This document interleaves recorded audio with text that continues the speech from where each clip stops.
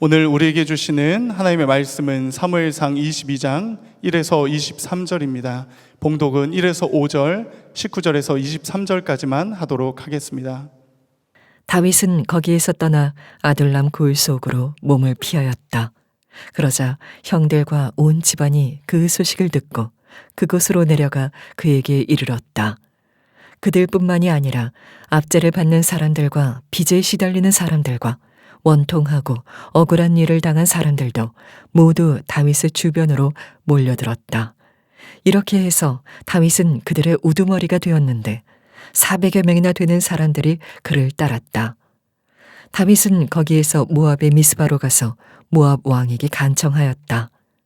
내가 해야 할 일이 무엇인가를 하나님이 나에게 알려주실 때까지 나의 부모가 이곳으로 들어와 임금님과 함께 머물도록 허락하여 주시기 바랍니다. 그리하여 다윗은 자기의 부모를 모압 왕에게 부탁하였다. 다윗이 산성에 머물러 있는 동안에 다윗의 부모는 모압 왕과 함께 살았다. 그때 가시라는 예언자가 다윗에게 그 산성에 머물러 있지 말고 어서 유다 땅으로 들어가라고 재촉하였다. 그래서 다윗은 그곳을 떠나서 헤렛 숲으로 들어갔다. 사울은 제사장들이 살던 성읍 노베까지 가서 주민을 다 칼로 쳐 죽였다.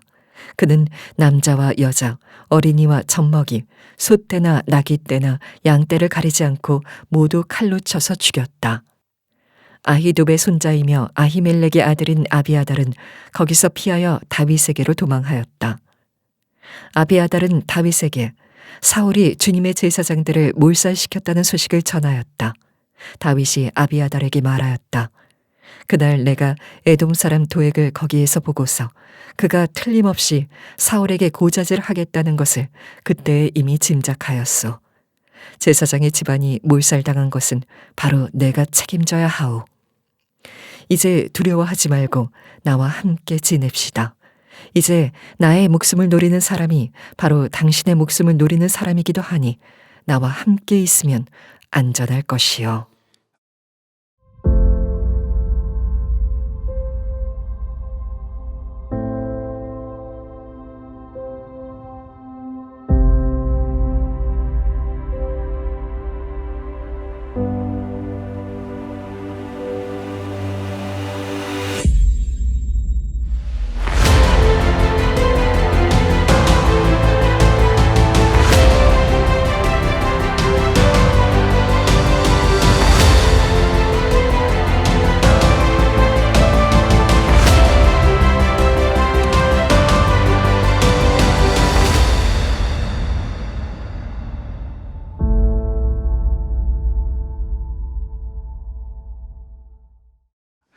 사무엘상 하나님 마음에 맞는 사람 23번째입니다. 상처는 섭리 안에서 사명이 된다라는 제목의 말씀을 나누겠습니다.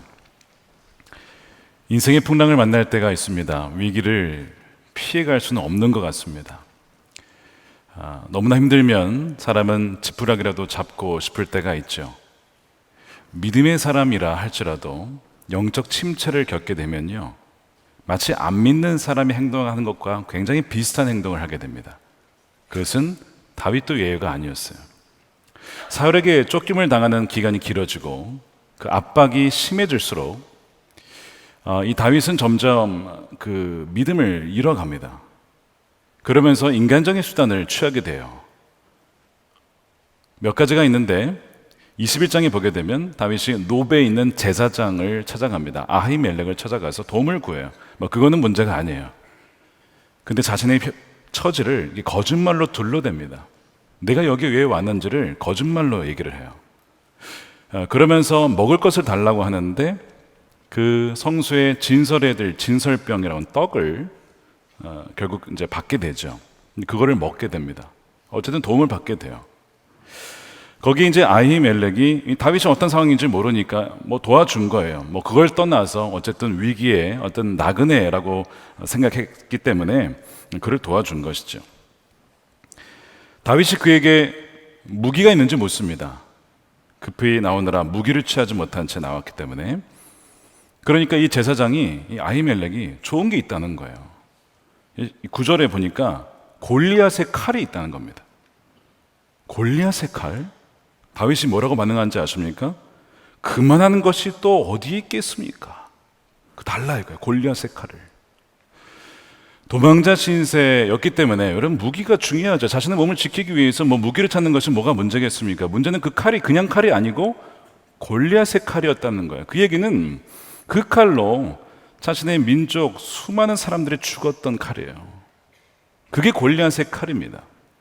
게다가 다윗이 골리앗과 싸울 때 했던 말이 있잖아요. 너는 내게 칼과 단창으로 나오지만 나는 만군의 여호와 이름으로 나오노라. 이러면서 막 조롱했던 그 칼이 골리앗의 칼이거든요. 근데 이제는 너무나 급박하니까 다윗이 골리앗의 칼을 갖겠다는 거예요. 달라는 거예요. 여러분, 이 골리앗의 칼은요, 그 전에 우리가 사울의 갑옷 이야기를 한 적이 있어요. 사람이 너무 긴박한 상황이 있다 보면 세속적인 방법으로 대응하려 한다는 것을 말할 때 우리가 사울의 갑옷을 입는다, 그것을 벗어야 된다라고 말씀을 드렸습니다. 근데 이 골리앗의 칼은 그게 아니에요. 그 정도가 아닙니다. 절대 쥐어서는 안 되는 방법, 하나님의 자녀라면 절대 만져서는 안 되는 방법. 그래서 이 골리앗의 칼은 하나님의 능력을 신뢰하지 못할 때에 우리가 의지하고 싶어지는 세상의 힘, 인간적인 수단, 그러나 절대 크리스천이라면 만져서는 안 되는 수단을 말합니다. 이게 골리앗의 칼이에요. 오늘 2부 때 올로 목사님 오셔서 말씀을 전해주셨습니다. 오늘 유기성 목사님 또 사모님 10월 달에 생신이셔서 생신 파티를 준비했거든요. 올로 장로님들과 시모 장로님들과 우리 교육자들 함께 준비를 해서 파티를 해드렸는데, 그 전에 2부 예배 때 말씀을 부탁을 드려서 말씀을 전해주시는데 간증을 하셨어요. 2009년입니다. 저도 그때가 기억이 나요. 제가 비서실에 있을 때였어요. 교회가 굉장히 어려울 시기였습니다. 부채가 굉장히 많았고 위기 상황, 부도 될 수도 있었던 상황에서 어떻게 해야 될까요? 누군가가 제안을 온 거예요. 이 땅과 교회 부지와 건물을 전체를 현금을 주고 사겠다. 어마어마한 금액입니다. 제안이 딱 온 거예요. 목사님이 그 얘기를 듣고 고민을 좀 며칠을 하셨어요. 야, 이거면 그 당시에 어느 지역으로 가서 건물도 지을 수 있는 그런 금액이었거든요. 수백억입니다. 수백억.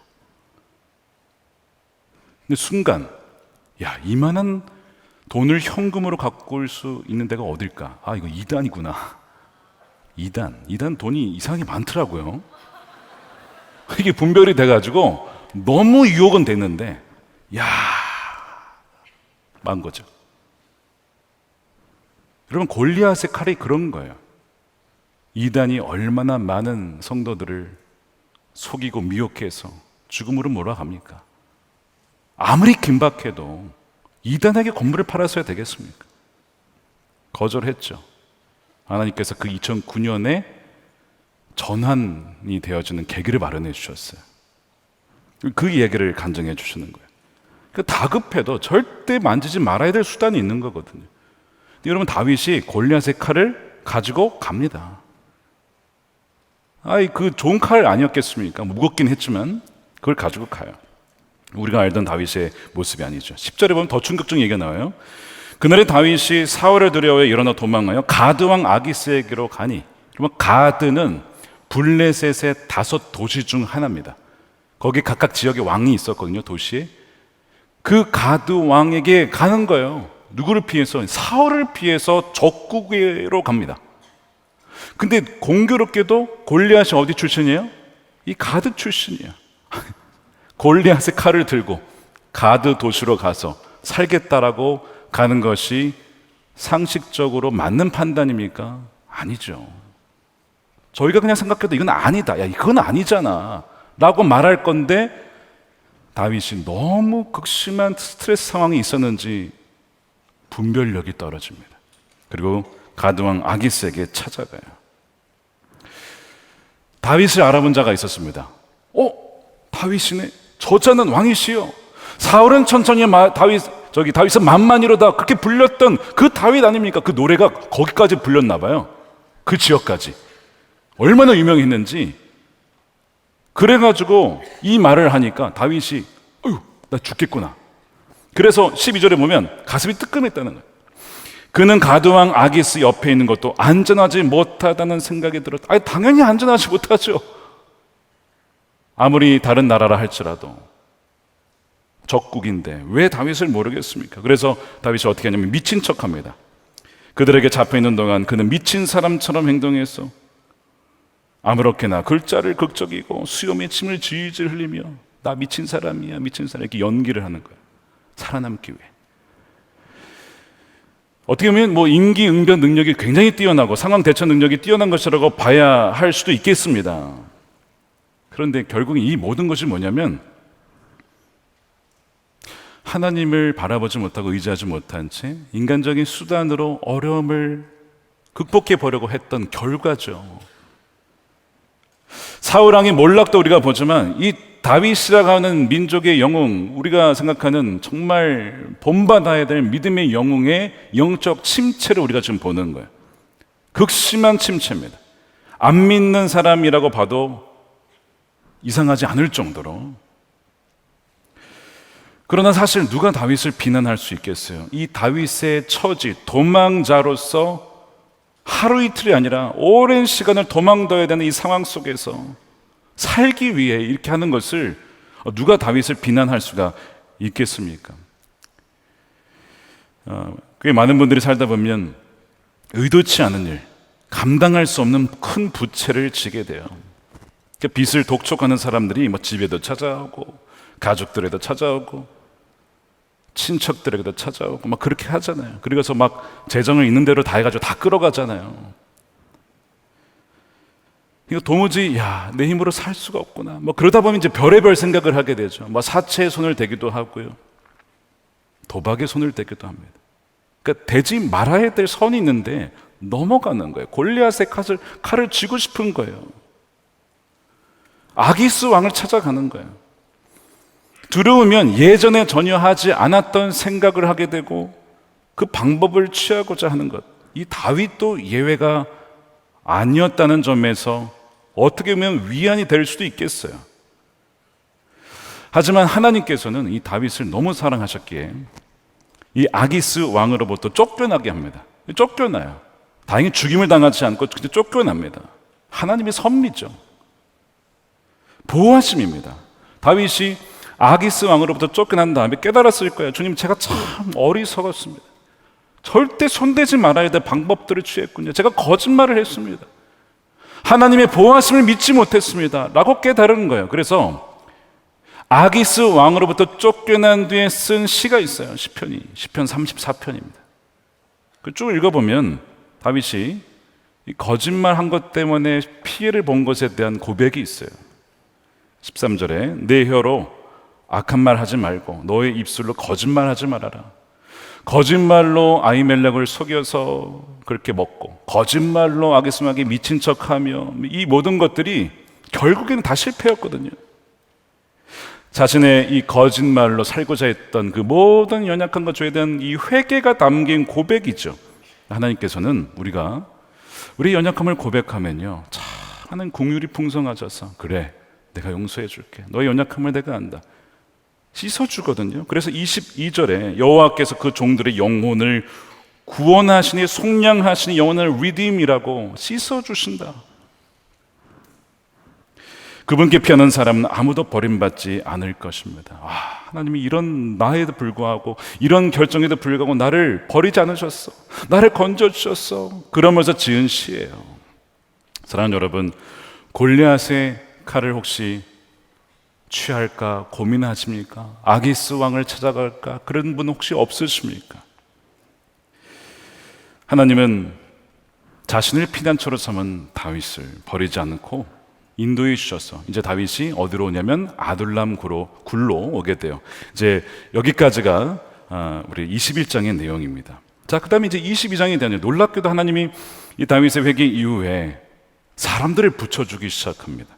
첫 번째 보낸 사람이 누구냐면 그의 가족들이에요. 형들과 온 집안 사람들이 옵니다. 1절에 보니까 아둘람 굴 속으로 몸을 피하였다. 그러자 형들과 온 집안이 소식을 듣고 그에게 이르렀다는 거예요. 근데 원래 이제 다윗은 가족하고 별로 관계가 좋지 않았죠. 시편 27편에 보면 부모는 나를 버렸으되 뭐 이런 표현. 사무엘이 왔을 때 아버지 이새는 다윗을 부르지도 않았어요. 없는 아들처럼 여겼어요. 뭐 그런 관계예요. 형 엘리압은 다윗이 전쟁터에 왔을 때 너가 전쟁 구경하러 왔지 막 혼내면서 그를 막 심한 말로 구박을 주었던 형입니다. 시기했던 형이에요. 뭐 그런 관계죠. 근데 지금 이 가족들이 다 왔어요. 왜냐하면 사울이 이 가족들도 수색하며 막 잡아다가 막 그렇게 하려고 했던 것 같아요. 그러니까 피신해서 다윗에게 다 몰려온 거예요. 근데 이 계기를 통해서, 위기를 통해서 이 가족이 이 관계가 회복이 되는 것 같습니다. 다윗은요, 부모는 비록 나를 그렇게 대했지만 더 안전한 곳으로 인도해요. 그래서 모압 땅으로 인도하거든요. 왜 모압이냐? 다윗의 증조 할머니가 룻이에요. 룻이 어디 출신입니까? 모압 출신이에요. 우리 증조 할머니가 모압 여인입니다. 아, 그러냐? 막 이렇게 해서 받아준 것 같아요. 놀라운 섭리죠, 이것도. 그래서 부모를 그 모압 땅으로 보내드리고 잘 모시는 거예요. 부모는 나에게 그렇게 대했지만 아니요, 다윗은 부모님께 잘 해드리는 거예요. 그리고 형들과의 관계도 풀어졌던 것 같아요. 왜냐하면 이 삼마라고 하는 형이 있는데 아들이 요나단입니다. 이름이 그 요나단 아니에요. 근데 그 요나단이 나중에 용사가 돼서 다윗의 손꼽히는 용사 중 한 명이 돼요. 만약 형들과 관계가 계속 틀어져 있었더라면 그 조카가 다윗을 위해 일했겠습니까? 아니죠. 이게 우연이 아니라는 거예요. 이게 위기를 통해서 가족의 관계가 회복되어지는 누가 뭐 한 거예요? 하나님께서 이 모든 것을 다 엮어주신 것이죠. 다윗에게 온 것은 이들만이 아니라 2절에 보니까요, 환난당한 모든 자, 빚진 모든 자, 마음이 원통한 자가 다 그에게로 모였대요. 다윗은 그들의 우두머리가 되었는데 그와 함께한 자가 400명가량이 되었습니다. 사람들이 다윗에게 사람들을 붙여주신 거예요. 근데 이들은 많은 어려움과 고통과 스트레스를 당하고 빚진 자였기 때문에 스스로 뭔가 할 수 없는 사람들, 억울한 일을 당한 사람들. 왜냐하면 사울이 폭행하고 억압하고 폭언하고 세금을 과하게 부과하고 혹사시키고 점점 미쳐가는 왕이었기 때문에 나라가 아니었어요. 그 가운데 상함을 당한 또 마음이 다친 많은 사람들이 다윗에게로 몰려온 것이죠. 그게 400명이에요. 그러니까 이 사람들은 전문 용어로 아싸였습니다. 인싸가 아니고 아싸들이 모인 거예요. 소위 버림받은 사람, 소외된 사람들, 상처받은 사람들. 하나님이 그들을 다 이 다윗에게로 모여들게 했어요. 건강한 사람들이 아니라 아픈 사람들이었습니다. 이민교회를 하고 한국에 와서 목회를 하다 보니 이렇게 아픈 분들이 모인 것이 교회라는 것을 다시 한번 깨닫게 되고, 그것이 아둘람 굴이에요. 예수님께서도 내가 건강한 자를 찾으러 온 게 아니라 내가 아픈 사람들을 찾으러 왔다라고 말씀하셨죠. 성도님들 중에 환난을 당하고 원치 않는 환난, 병에 걸리시고 자녀가 아프고 직장에서 폭언을 듣고 폭행을 당하고 가정폭력에, 세상에서 묻지마 폭행에, 학교에서 왕따를 당하고 심지어 교회에서도 상처를 받아서 이 교회 저 교회를 떠돌아다니면 이제는 나중에는 안 나가 그래가지고 가난한 성도가 되기도 합니다. 교회가 사실은 이들을 품을 수 있어야 되는데요, 품어야 되죠. 그것이 교회입니다. 최근에 국가적 이슈입니다. 이 청년들의 은둔, 고립 문제가 참 심각해요. 2022년 통계에 의하면 61만 명이 은둔형 청년인데, 보고된 것만 그렇지 훨씬 더 많은 청년들이 혼자 그렇게 살아가다가 참 어려움을 당하게 돼요. 이유가 실직 취업의 어려움, 심리적 정신적 어려움, 학교와 사회생활의 어려움, 따돌림, 폭력, 괴롭힘, 가족과의 갈등, 학대, 불화, 이 모든 것들이 원인이 되어서 어두운 곳에서 혼자 살아가게 되다가 목숨을 끊기도 합니다. 얼마 전에 금요 성령 집회였어요. 끝나고 저도 기도를 마치고 가는데 바로 여기에서 어떤 분과 마주쳤습니다. 저희 교회 성도님이 아니신 것 같았어요. 근데 저를 확 붙잡는 거예요. 너무 간절하게 붙잡으시길래 무슨 일이시냐고, 어떤 아픔이 있으십니까? 막 우시면서 얘기를 하시기를 지난 5월에 저희 아들이 스스로 목숨을 끊었어요. 그러시는 거예요. 그 어머니가 얼마나 마음이 아플까. 20대 초반의 아들이 목숨을 끊는 거예요. 은둔형 청년이었던 것 같아요.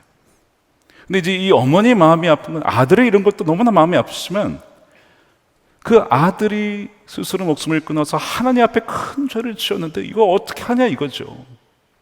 이거를 해결받기 위해 오신 거였어요. 아들을 잃은 어머니를 어떻게 위로해 드립니까? 어떻게 기도해 드려야 될까요?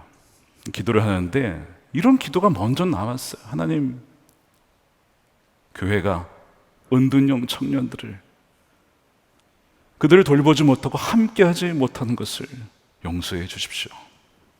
교회가 그들을 품지 못했습니다. 그들이 힘들어할 때, 외로워할 때 함께 있을지 못했습니다. 아파하지 못했습니다. 그거를 먼저 기도하게 하시더라고요. 하나님께도 죄송하고 어머니에게도 죄송하고 그 아들에게도 너무 미안하더라고요. 그렇게 기도를 하고 그 어머니의 마음을 위로하고, 아직 살아있는 청년들, 아직 기회가 있으니 정말 그들을 잘 섬겨야겠다. 젊은이 교회 사역자들과 그 얘기를 하면서 우리 청년들을 잘 돌봐야 된다, 그 얘기를 한 적이 있습니다. 그러면서 기도를 했어요. 하나님, 교회가 환난당하고 원통하고 외로운 자들을 품을 수 있는 사람과 긍휼의 공동체가 되게 해 주십시오. 세상에 이런 일들이 계속 벌어져요. 오늘 본문에 보게 되면 참 끔찍한 일이 기록되어 있는데, 사울이 이런 원통하고 억울한 일을 당한 사람들을 계속 피해자들이 양산하고 있습니다. 6절 후반부에 보게 되면 끔찍한 학살이 나오는데, 다윗이 노베에 있는 제사장들을 만났잖아요. 아히멜렉을 만나서 도움을 받았잖아요. 이거를 본 사람이 있었어요. 거기에 사울의 목자장, 에돔 사람 도액이라는 사람이 있었는데, 그를 사울에게 가서 보고를 합니다. 다윗이 아히멜렉을 만났습니다. 아히멜렉이 도와주었습니다. 그래, 가자. 그래서 사울이 군사를 이끌고 와요. 그 아히멜렉 제사장을 만나가지고, 너가 다윗 만났다며 너 한패지, 너 같이 짜고 지금 반역하는 거지. 반역죄를 그에게 뒤집어 씌웁니다. 반역한 거 아니거든요.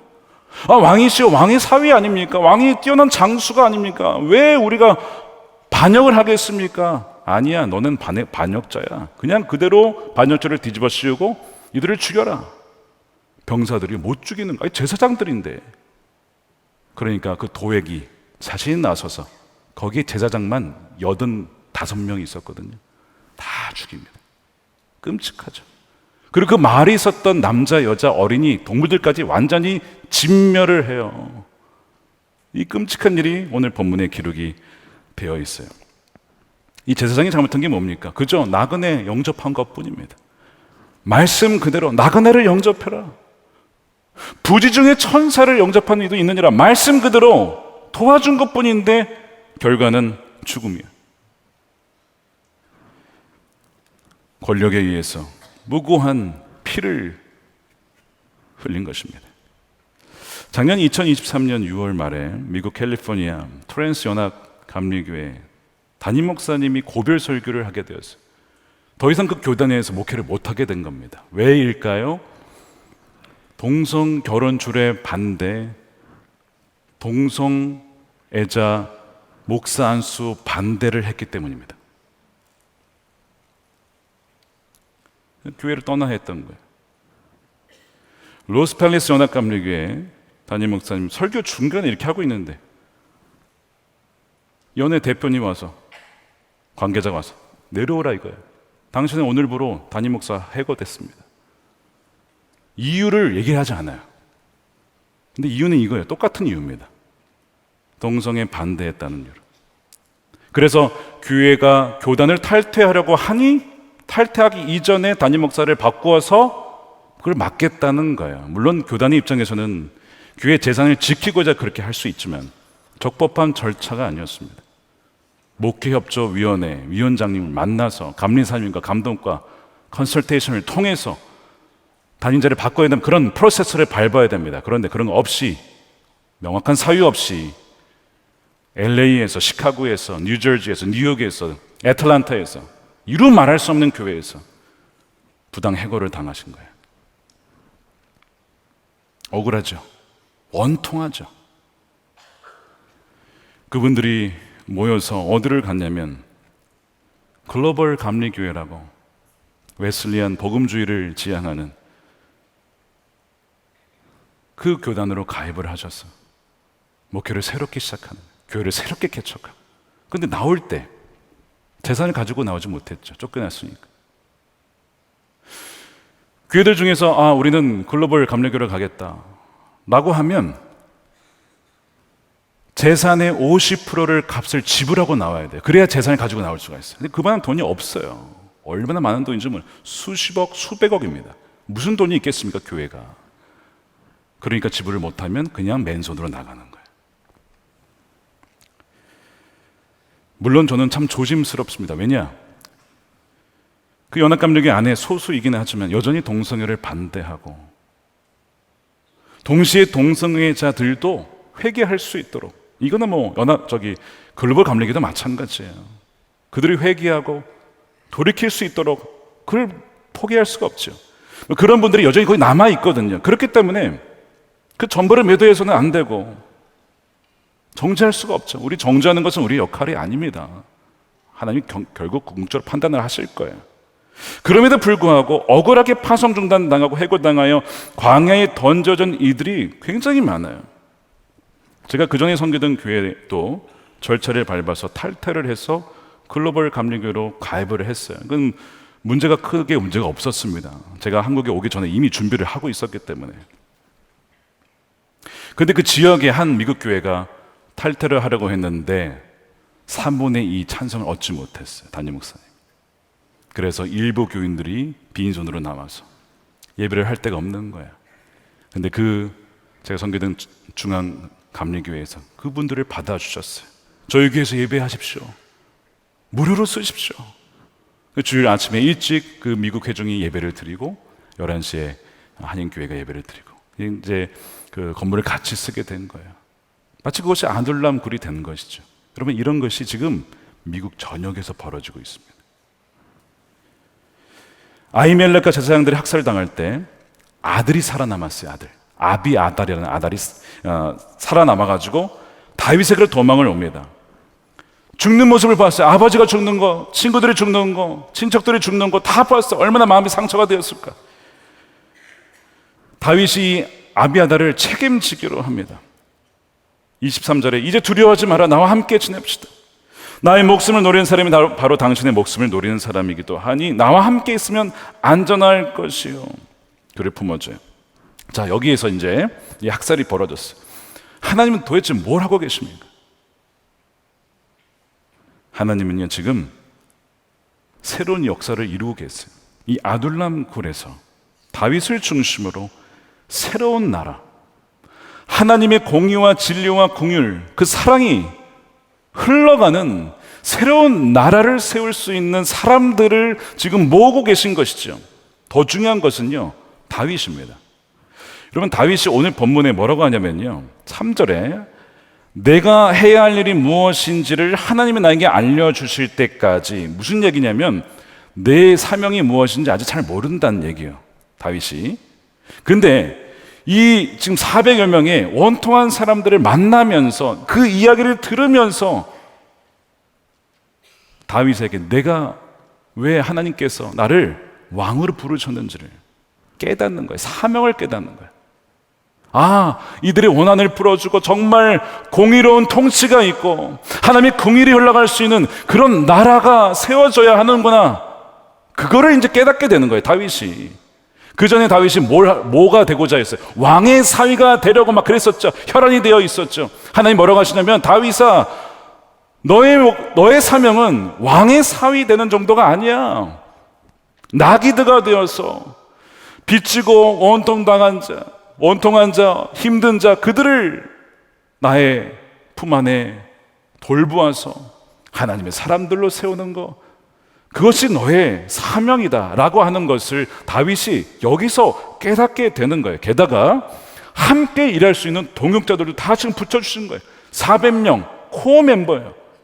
핵심 멤버들을 붙여주셨어요. 비록 비천하고 멸시받고 뭐 내세울 게 하나도 없는 이들이지만 오히려 이것이 자격이 있는 겁니다. 왜냐? 자, 고린도전서 1장 28절 보세요. 하나님께서는 세상에서 비천한 것들과 멸시받는 것들을 택하셨으니 곧 잘났다라고 하는 것들을 없애시려고 아무것도 아닌 것들을 택하셨습니다. 그리하여 아무도 하나님 앞에서는 자랑하지 못하게 하시려는 것입니다.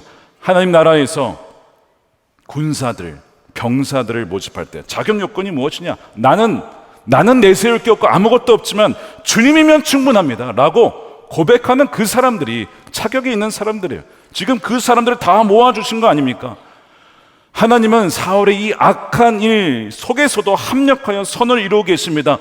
다윗의 가족들이 하나가 되어지고 또한 이 빚진 자들이 다 모여가지고 새로운 나라를 형성할 수 있도록 하나님 그렇게 만들고 계시는 거예요.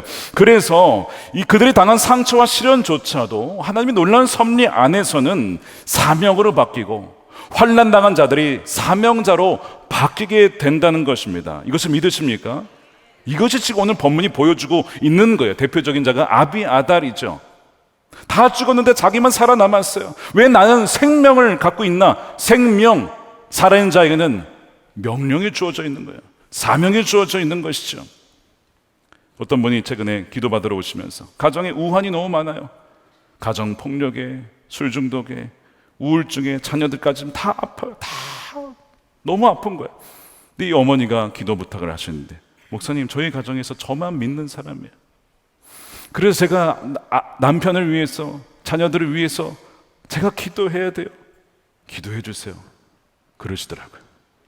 아비아달, 왜 나를 믿게 하셨는가? 왜 나에게 영원한 생명을 주셨는가? 남겨진 자에게는 회복시킬 사명이 있기 때문에 그런 거죠. 이 아비아달이 나중에 다윗이 왕이 되었을 때 대제사장이 됩니다. 예배를 인도하고 백성들의 죄를 사하게 하고 귀중한 역할이죠.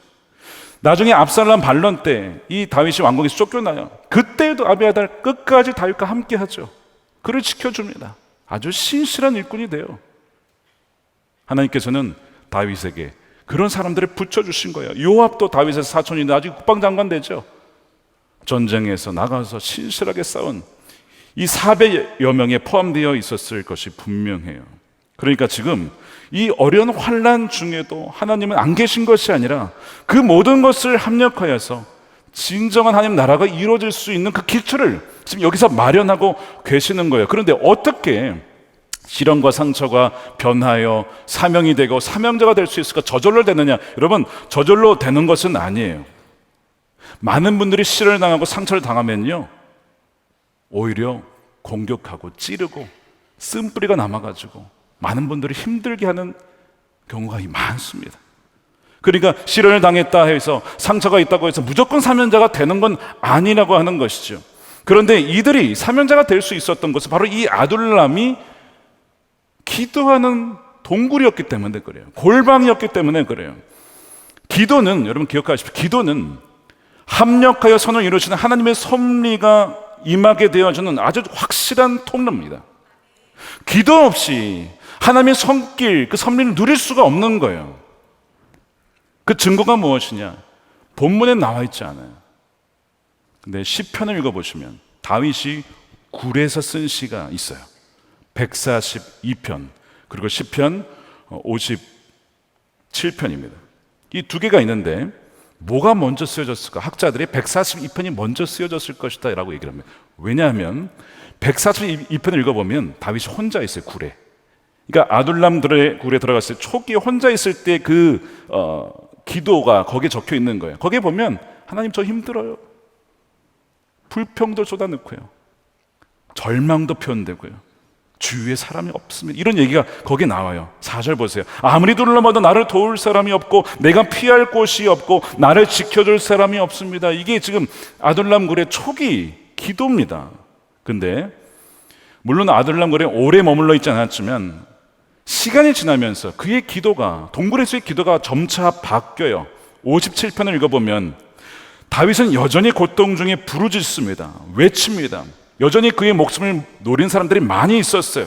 그런데 그의 기도가 찬양으로 바뀌고 감사로 바뀌고 막 이렇게 바뀌는 것을 발견하게 돼요. 자, 7절에 하나님, 나는 내 마음을 정했습니다.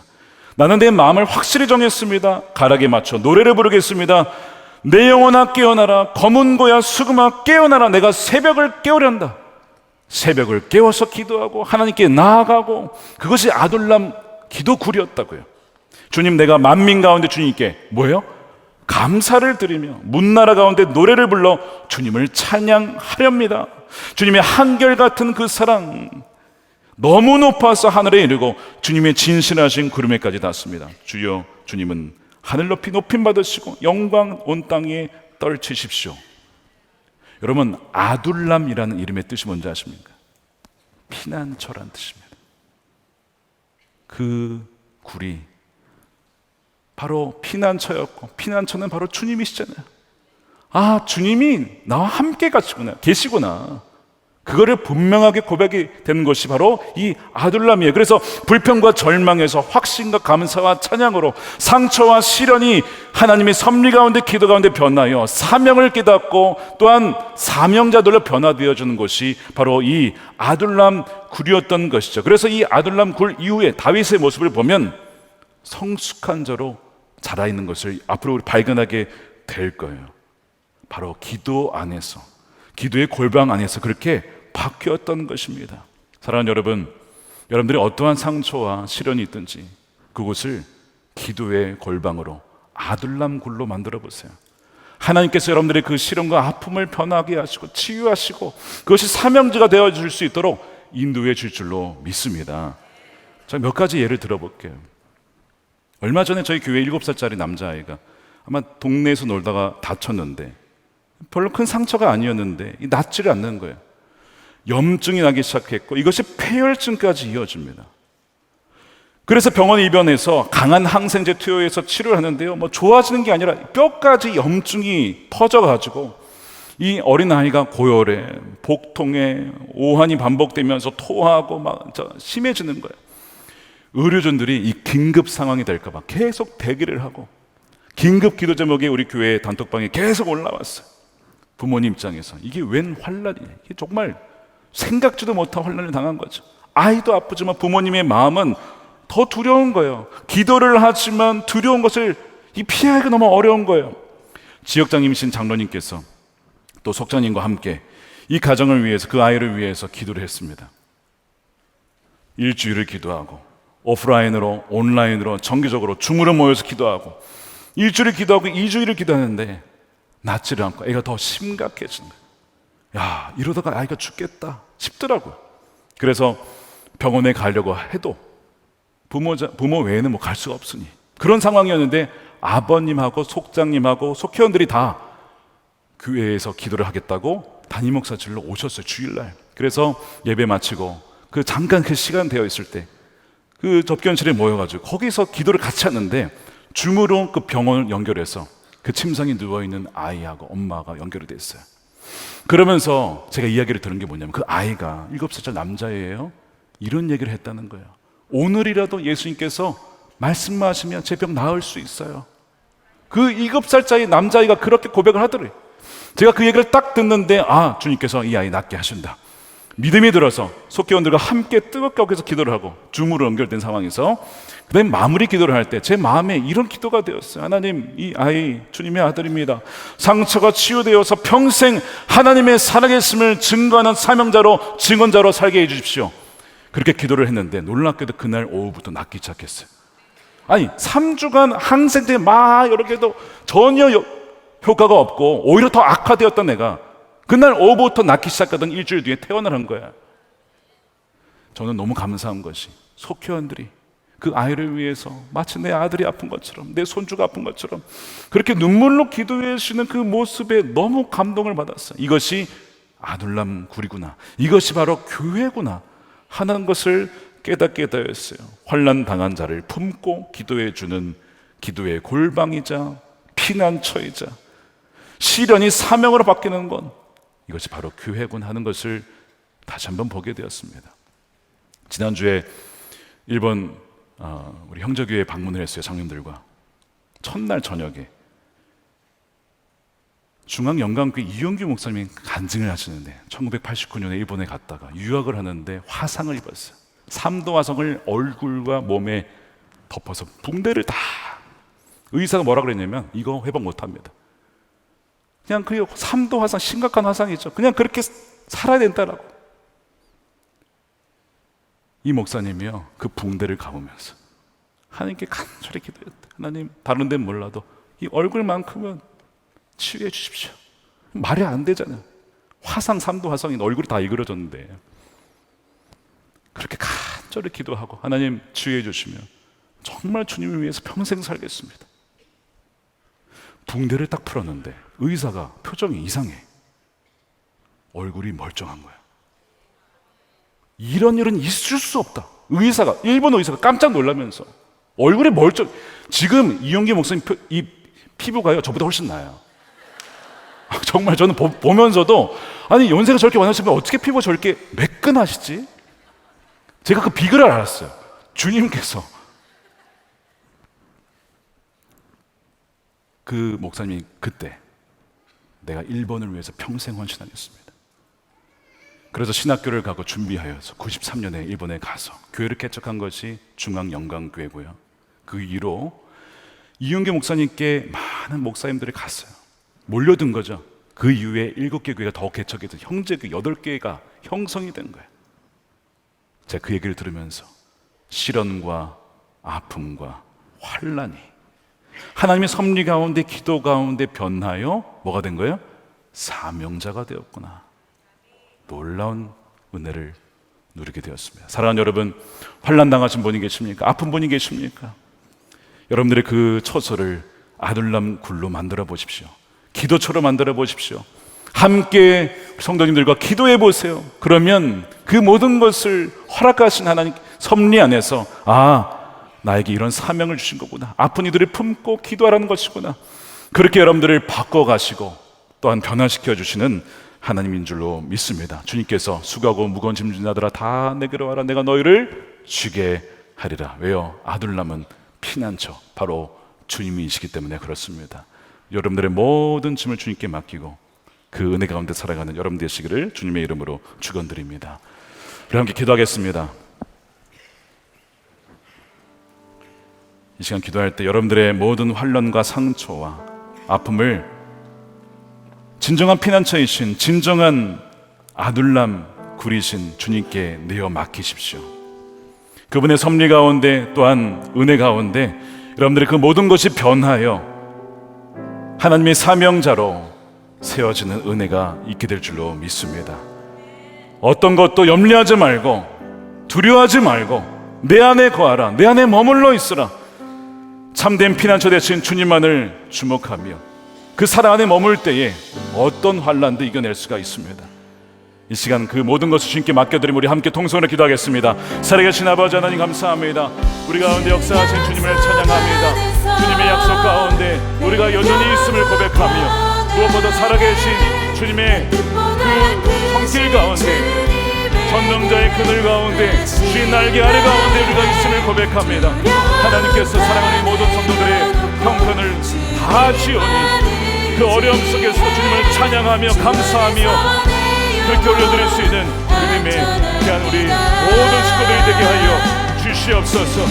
우리의 믿음이 없었던 그 모든 수단들과 방법들을 회개합니다. 불쌍히 여겨주시고 온전히 주님만을 신뢰하며 나아가는 하나님의 자녀들이 되게 하여 주시옵소서. 주님 찬양합니다. 주님 감사합니다. 모든 것이 합력하여 선을 이루시는 주님을 찬양하오니 주님 너희 바라보는 눈을 활짝 열어 살아계신 아버지 하나님 감사합니다. 우리도 다윗처럼 골리앗의 칼을 쥐고자 했던 때가 있었고 아기스 왕을 찾아가서 살아보려고 했던 때도 있었습니다. 우리의 모든 연약함과 우리의 허물을 주여 불쌍히 여겨주시고 덮어 주시옵소서. 주님의 전능자의 그늘 아래 날개 아래 우리를 덮어 주시기를 원합니다. 아버지 하나님, 환난당하고 빚진 자, 마음이 원통한 자 너무나 많이 있습니다. 그러나 주님께서 진정한 아둘람 굴이 되시오니 하나님의 놀라운 섭리 가운데 또한 뜨거운 기도 가운데 하나님께서 이 모든 상처와 아픔을 치유해 주시고 하나님의 사명을 불어넣어 주시고 사명자로 새롭게 세워지는 은혜의 시간들이 되게 하여 주시옵소서. 오직 주님만이 우리의 피난처 되심을 고백하며 함께 동역하는 동역자들을 붙여주시옵시고 서로를 위해서 기도하며 붙잡아 주며 그렇게 끝까지 하나님 나라 위하여 사랑하며 또한 믿음의 경주를 완주할 수 있는 하나님의 귀한 성도들이 되게 하여 주시옵소서. 하나님 병든 자 아픈 자 주여 치유하여 주시고 회복시켜 주시기를 원합니다. 하나님 모든 아픔과 형편 중에서도 하나님의 선하심을 끝까지 신뢰하는 하나님의 중귀한 백성들이 되게 하여 주옵소서. 아버지, 온전한 11조로 성경금으로 감사헌금으로 주님께 올려드립니다. 쓰이는 곳곳마다 생명이 살아나고 회복되어지고 하나님은 쓰러져 있던 이들이 일어서는 놀라운 은혜가 있게 하여 주시옵소서. 기업에 복을 더하여 주시고 가정에 늘 평강을 더하여 주시고 사랑하는 자녀들이 예수 그리스도 한 분만을 사랑하며 의지하는 신실한 일꾼들이 다 되게 하여 주시옵소서. 이 나라가 하나님을 경외하는 나라가 되게 하여 주시옵시고 하나님의 법에 말씀에 기초하여 법이 세워지기를 원합니다. 하나님 남과 북이 복음으로 통일되게 하여 주시되 하나님 감사합니다. 장문석 집사님 종신형에서 감형이 되어 2년형만 남게 하심을 감사합니다. 남은 형도 하나님 다 없애 주옵소서. 풀려나게 하여 주옵소서. 김국기 목사님, 김정은 목사님, 최춘기 선교사님에게도 하나님의 석방의 은혜를 허락하여 주옵소서. 아버지, 땅끝까지 복음이 전파되어 하나님 가는 선교사 또한 보내는 선교사, 일상의 선교사의 사명을 잘 감당하여서 주님이 오시는 길을 예비하며 주님께서 다시 오실 때 주님을 영광스럽게 맞이할 수 있는 주의 사랑하는 자녀들이 되게 하여 주옵소서. 감사드리며 우리 구주 예수님의 이름으로 기도드립니다. 아멘. 다 같이 일어나셔서 우리 찬양하며 준비하신 예물 올려드리겠습니다. 내 아버지 그 품 안에서 내 아버지 그 품 안에서 내 영혼은 안전합니다. 주 손길로 내 삶을 안으시니 주 손길로 내 삶을 안으시니 그 평강이 나를 덮습니다. 그 평강이 나를 덮습니다. 나 비록 넘어지며 흔들리지만 나 비록 넘어지면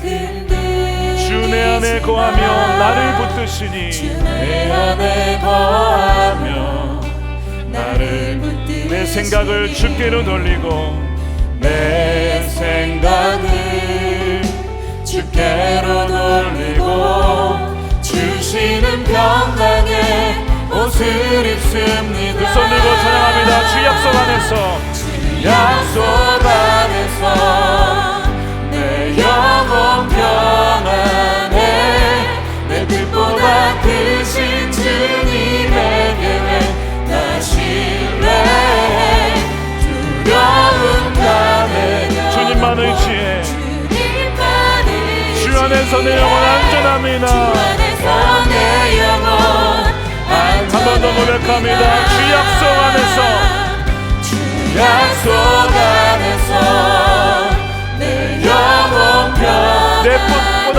크신 주님 내 뜻보다 크신 주님의 계획 나 신뢰해 두려움 다 내려놓고 주님만 의지해 주 안에서 내 영혼 두려움 다 내려놓고 주님만 의지해 두려움 다 내려놓고 주님만 의지해 주 안에서 내 영혼 안전합니다. 아멘. 축도하겠습니다.